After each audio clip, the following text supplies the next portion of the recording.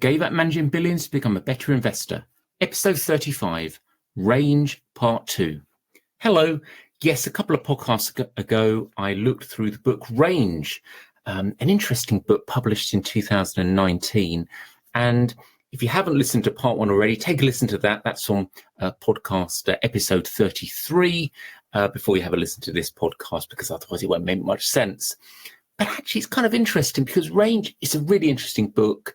Podcast 33 talked a lot about some of the sort of insights I took from it. Kind of interesting in the second half of the book, and I'd kind of forgotten this given the 4 and change years since I last read the book. I'd kind of forgotten that most of the key points were kind of made in the first half, and the second half was really a lot more kind of insights from other comments or writings from other books and thinkers, which kind of showed that the concept of range, i.e., if you like, diversification or being able to do a lot of things all right rather than just one thing very well, was kind of the center of the book and the center of the thinking, and in my opinion at least, the kind of akin to the center of good investment thinking as well, and good investment management choices and related. But anyway, if you look at the second half of the book, there are a couple of things which were noteworthy. I really liked the discussion about the candle problem, which I won't spoil it for you. If you're not aware what the candle problem is, then look it up on the internet or something like that. And it's a fabulous little kind of thoughtful story about how you can find solutions in ways which perhaps are not immediately obvious. But I like the mention of the candle problem in the early parts of the second half of Range, which I thought was kind of insightful actually, and reminded me again of that great story around that. So I won't spoil that, but go and take a look it up on the internet and you'll see what I mean. Far more interesting in the second half of Range was the observation about actually a couple of sort of things around animals and related. The first was that birds who fly high in the air and sort of have that kind of, if you like, almost like that macro view, that sort of big picture kind of up high looking down across at things, in contrast to frogs, who sort of see only sort of, as they put it here, see only the flowers that grow nearby. And it's kind of interesting because the sort of the frogs, I guess, are kind of more the stock analyst or individual stock analyst, I guess, even more kind of not as diversified as even being a general stock analyst. And it's like that kind of real bottom-up view, whilst kind of the birds are more that sort of top-down kind of perspective. And you know, it's interesting reading about this in Range, because it just reminds me again that the world, as I've talked about a lot on this podcast, ultimately, yes, the bottom-up stock sector analysis is going to be the most important, but you've got to do a big slug of macro work too. Otherwise, you know, nothing exists in a vacuum. After all, we have no feel for how macroeconomic, economic matters that are going on are going to impact your investments. So I thought that was very interesting. We'll come on to the second sort of animal story and affiliation in a couple of moments, but they also talked about in the book Range in the second half a discussion about R&D, and it's interesting. Obviously, a book written in 2019. I guess a period of time, that previous 10 years had been a period of time when R&D expenditure was, I guess, perceived quite strongly, just because you'd had a time period when particularly the technology space had performed extremely well. Most things had performed very well, actually, irrespective of whether there'd been R&D or not.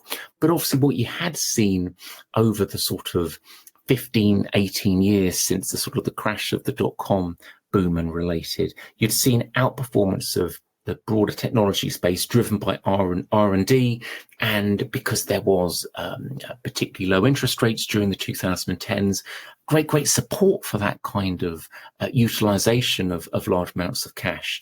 And it kind of encouraged people to think that R&D spend is wonderful, and in a changing world it makes huge sense. You're getting great returns from it, obviously over time, but it was justified. And it's interesting actually, because the discussion in the book was noting that there wasn't actually as good a link between R&D expenditure and performance in some of the academic research that had been done over the previous years before the 2019 writing of Range.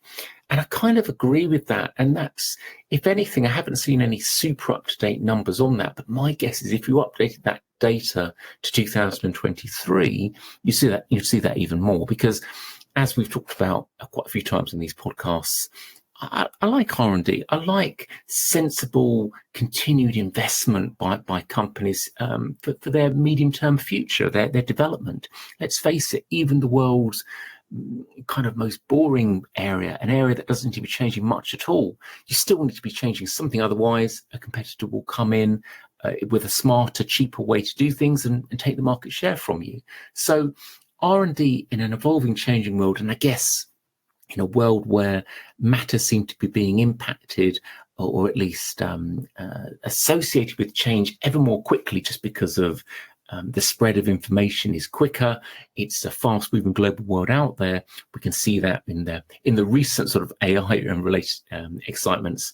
By the way, I learnt earlier this week that the first, I think it was in the mid-1950s, was the first sort of conference, sort of academic conference of artificial intelligence thinking here in the UK, which again, I've talked about it before. I mentioned I was rereading a book a few weeks ago talking about the mention of the Chinese government and the Chinese industry and AI. And that was a book published a number of years back. And, frankly, if you watch various sort of Terminator-style films from the 1980s, 1990s, plenty of AI and related mentions there as well. So AI is not a new concept. I guess what's different, though, is that the speed of things being applied and the impact it has on our changing, evolving world is quicker. I mean, let's face it, the Industrial Revolution, the development of the wheel, the Renaissance and related, these things took longer to have an impact. But yeah, new data, new information is applied more quickly. So R&D spend is good, but the competition towards it is also going up too. So I'm not surprised that R&D spend is not an immediate success. This is the way to do things. You've got to invest, but invest smartly. The same as being an investor per se, from a kind of a company personal investment perspective as well. Anyhow, also fascinating to read a great stat about how apparently 73% of flight crashes are unfortunately impacted when a team is working together for the first time. And I haven't seen a super up-to-date equivalent of that statistic. That was a statistic from some previous decades, but pulled together for the Range book in 2019. And it doesn't surprise me, actually, because, again, when something is done for the first time, irrespective of what it is, not necessarily driving a plane, but it could be just buying shares or walking from A to B or whatever, you're going to have issues, challenges, problems, new things that you're coming upon, which you haven't either as a team or as an individual undertaken before. And we all learn lessons from our mistakes, and we're better a second or third time and the like. So again, it's reflective of the notion that if you're an investor, you don't put all your coins into that initial investment and anticipate there's going to be wonderful. You start small. You probably maybe you get lucky first time. Maybe it does work out. Maybe you're brilliant. But in most cases, you'll make a mistake at some point, particularly in the early parts of your investment career. But that doesn't matter. That is how you learn. And those who can't accept making mistakes and don't learn from it and make themselves a better, smarter investor going forward, it's never going to really work out for you, sadly. So anyway, I thought that was an interesting stat. The most interesting by far, though, but back to the world of animals, and I talked about birds and frogs a few minutes ago, but I really liked the discussions between, and it's actually quite a famous recent philosophical discussion example about foxes and hedgehogs. And of course, it's this whole concept that the two are kind of different. Foxes are more likely to adjust their ideas, whilst hedgehogs have kind of they spend their time on a individual project, effectively, something a bit more nearby, a bit closer. And again, it brings us back into this: what sort of investor should you be?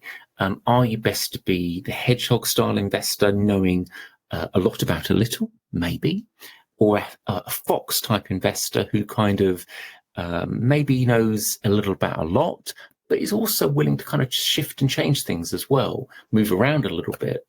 I think I know who I kind of feel inherently I am, and that is a little bit more of a fox type investor, somebody who's thinking more about finding opportunities, not panicking when there's volatility markets, actually looking for the opportunity, not the threat, as always. Anyway, again, famous philosophical kind of idea, book, and related, again, worth a read if you put it on Google, look it through, put foxes and hedgehogs in there, and you'll find the reference to the famous philosophical book. But again, kind of really nice for the book Range to sort of mention these things that kind of, in a way, sort of augment the things they push through on the first part of their book, which I talked about in episode 33 of the podcast.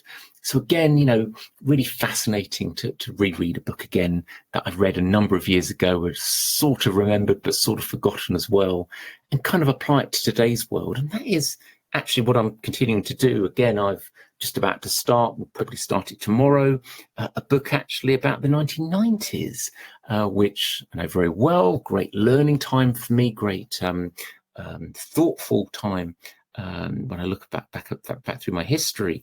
But interesting, talking about 1990s and the need for the likelihood, that point in that book, of a global recession. So we can have an interesting re-review of that and see if there's anything relevant that we can still apply, thinking about the 2020s and 2030s. But there you go. As always, the world of investment is one of kind of change and shifts and learning and related. And it's not just, even though I spend a lot of my time, certainly in recent weeks, last 6 weeks or so, listening to plenty of global conference calls and related factors. And there's, been plenty of macro and geopolitical matters occurring too. But rereading books, sort of thinking about different insights from those sources, and then applying it to your world, your investment thinking, your individual kind of scope for how things are shifting and evolving. So important. We are learning all the time. Final point, and this is about dragonflies.